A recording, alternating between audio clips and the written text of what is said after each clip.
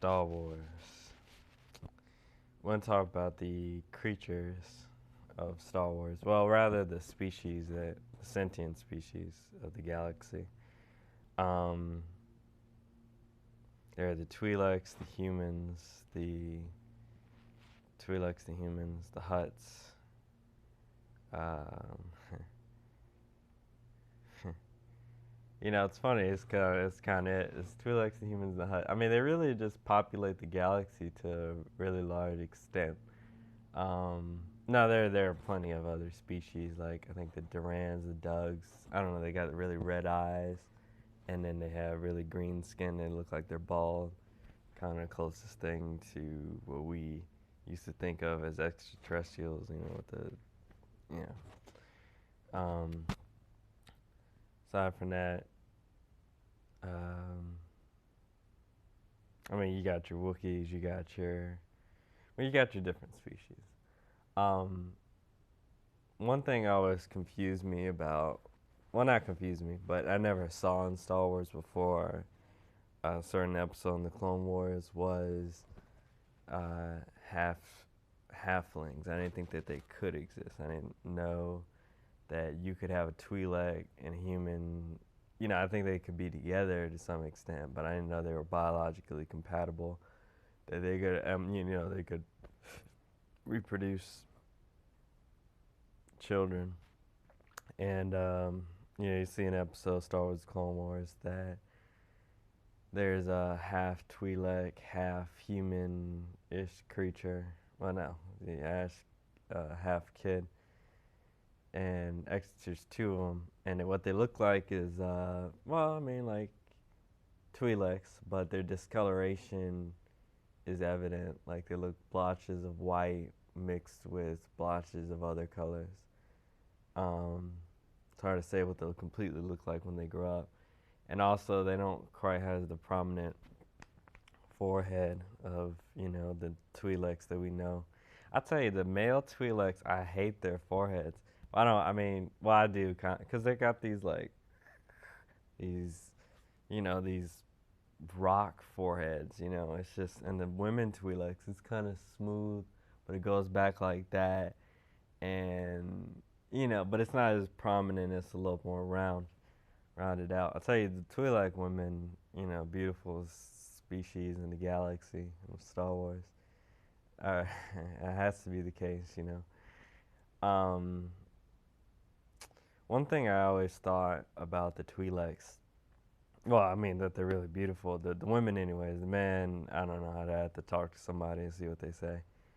Um, Most attractive in so many ways that I can't say, but the women, forget it, it doesn't even matter.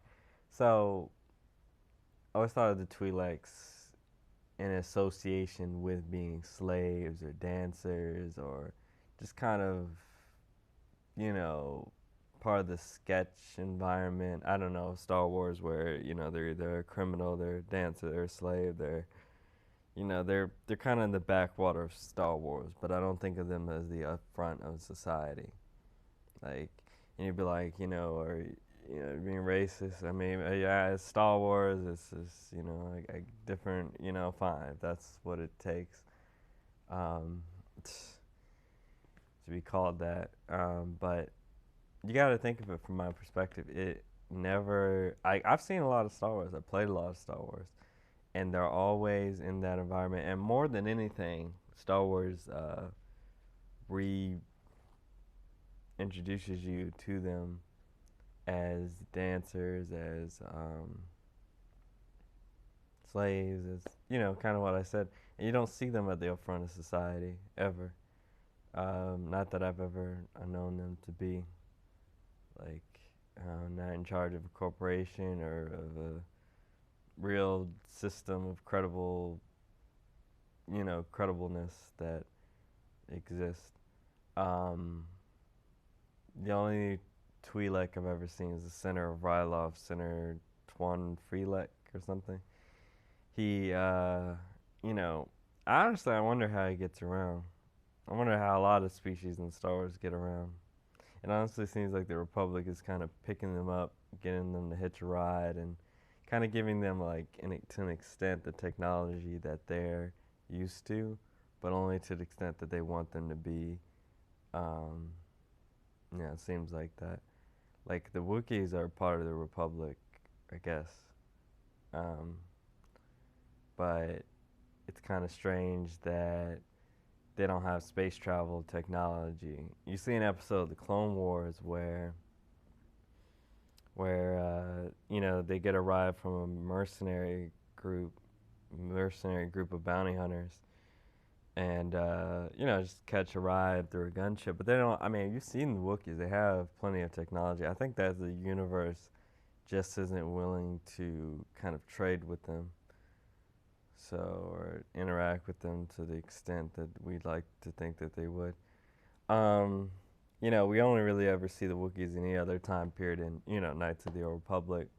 Knights of the Old Republic isn't canon, but or not in the main Star Wars universe. I like to think that someday, or I'd like to work towards with other people that someday that we might make some parts of the Old Republic canon, or just at least look into the Old Republic. I mean, a lot of history has been built there over the years, with books, just well, not fan, I don't want to call it fan fiction, but I mean, it's really like published works, but still, they're not canon, so, a little more than that. But there's comics, there are books, there's games, there's the MMO. I mean, there's plenty of, ways to tap into that. But how much of will we just do that era, or will we do a little later on? It depends. But when we see the Wookiees in Knights of the Old Republic, there's not really an introduction that the Republic is here. It's more like there are humans here, the Zerka Corporation, I think. But there's not really like the Republic hasn't introduced itself back toward Kashyyyk yet. And one thing that I think you notice, or I noticed about the Old Republic, if you play the Old Republic universe or experience it through that, is that the Republic isn't quite as widespread as it would be during its golden age before the Separatist alliance. And so maybe that has to do partially with why the Republic and the Wookiees aren't affiliated yet. And at what point are they affiliated yet? I mean, there's a lot, I think, in Star Wars that we don't always know, and we have to continue to guess. So, but yeah, back to the other point.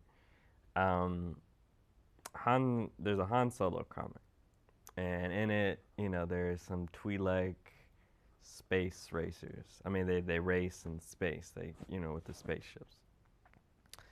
And there's a pair of twin Twi'leks, and they're twins and they're Twi'leks, and they're on board Han Solo's ship, Han Bolo. But Han Solo's ship, and they're there for various reasons, and it's unimportant how they got there. But anyway, someone comes onto the ship, and it's also kind of a guest of Han Solo's, for the same reason they are, and they don't know each other, but a remark that he says to them is, shouldn't you be dancing for someone somewhere?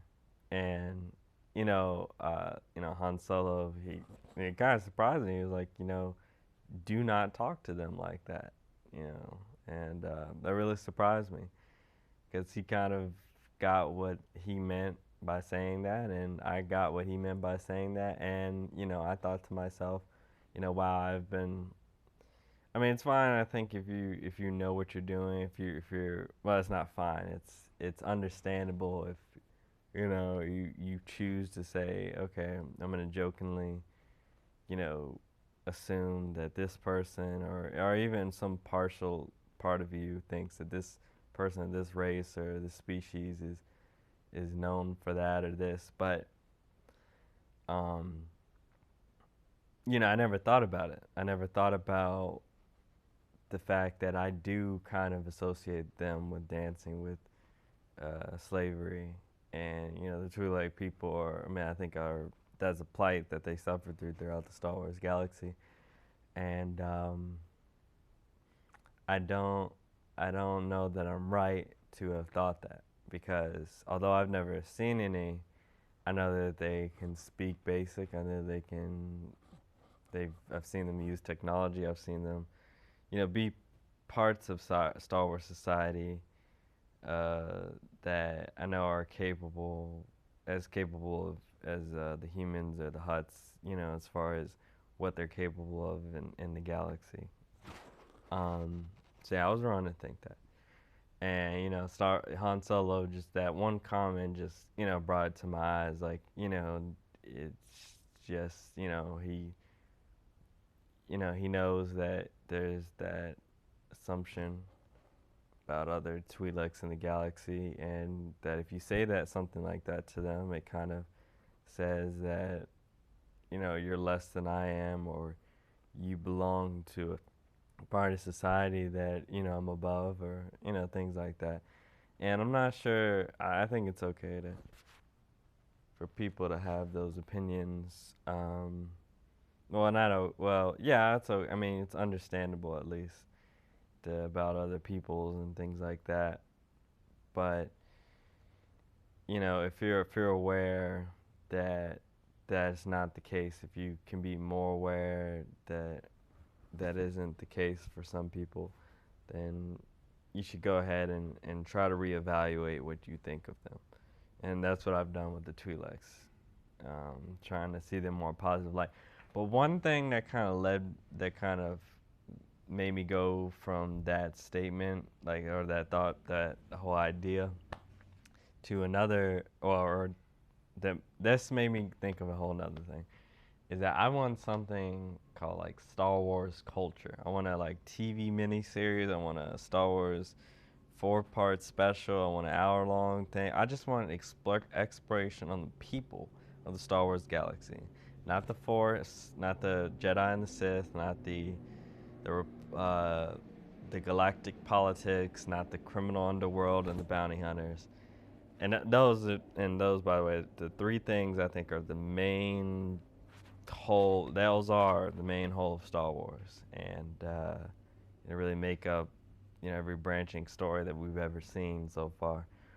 But I think there should be like 10%, on Star Wars culture. The people of Star Wars, how maybe, or even like just a normal shipping route of a guy from Naboo to Megiddo, and he's delivering something, and just kind of what he goes through along that way. And it's not involved with, again, galactic politics, criminal underworld, bounty hunters, or Jedi and Sith, or the Force, necessarily. I mean, all is as the Force wills it, as if I'm quoting that right. But just people of the Star Wars galaxy, I really want that explored, and I'm gonna try some effort to see that happens. But I think that is important that we get to know more. I mean, it's so important to me, as I do like Star Wars, to know more and more about the Star Wars universe. Um, so it just keeps growing on me every time I learn a little more about it, and it feels like a world I can be a part of for as much time as I learn more of it each time. And then when I review what I've learned and just think about the different aspects of Star Wars. Um, let's see. But yeah, to go back to the halfling thing. There's also in the Princess Leia comic, there's some Alderaanians who were off world at the time. Well, that's the whole story. But yeah, it's mostly dealing with Alderaanians who were off world at the time when Alderaan was exploded. Spoiler alert, by the Death Star. Like, if you don't know that, I don't know what to tell you. I'm gonna say spoiler alert in future. I'm gonna say spoiler alert. I'm about to spoil you. So that's what I'm gonna do. I'm gonna do that. But they went to go look for any Alderaanians that were still left, and one of the Alderaanians that they found were a group on a planet with a lot of different races and cultures. And this Alderanian group, though, had been mixed with, they had mixed their bloodlines and, bred and, married or whatever some other part of the population there that wasn't Alderanian, that wasn't even human. And humanoid, sure, but not human. And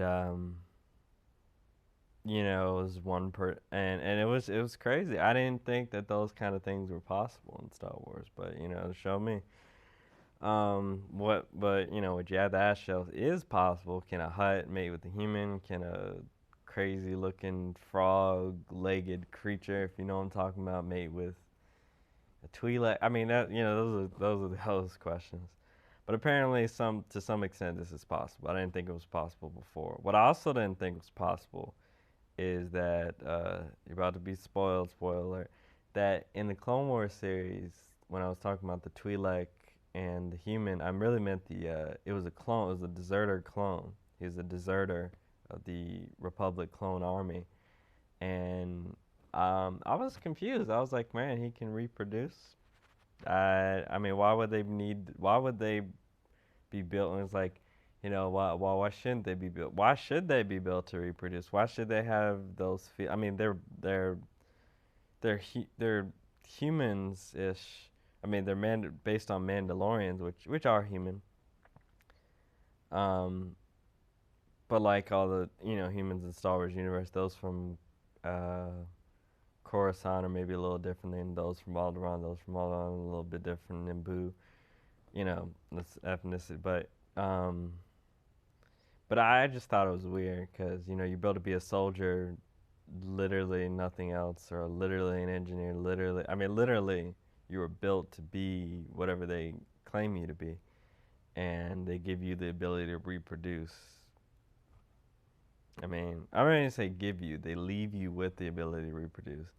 Because I feel like that would affect your judgment. I feel like if you were mixed in with the local population, that you might be distracted by anyone of the opposite gender. And that kind of leads you into like these theories about the deserter.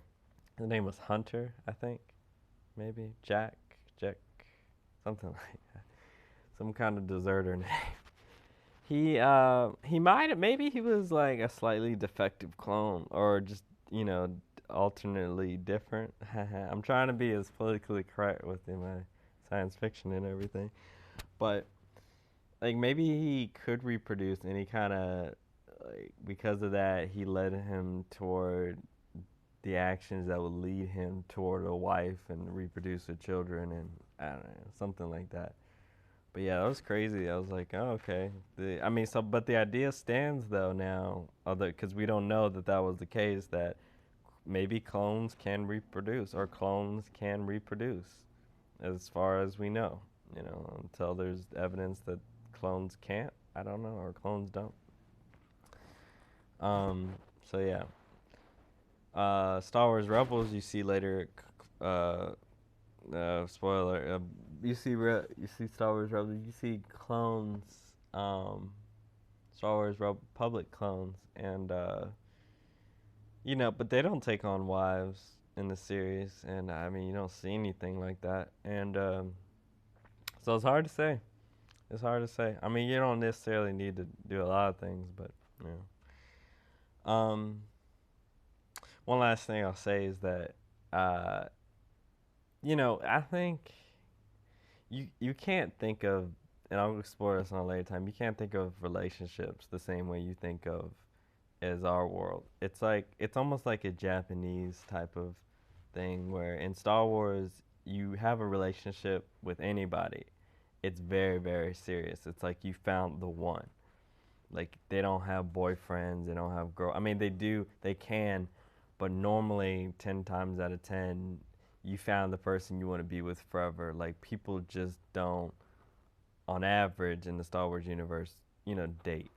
It's more about love and connection. All right, see ya.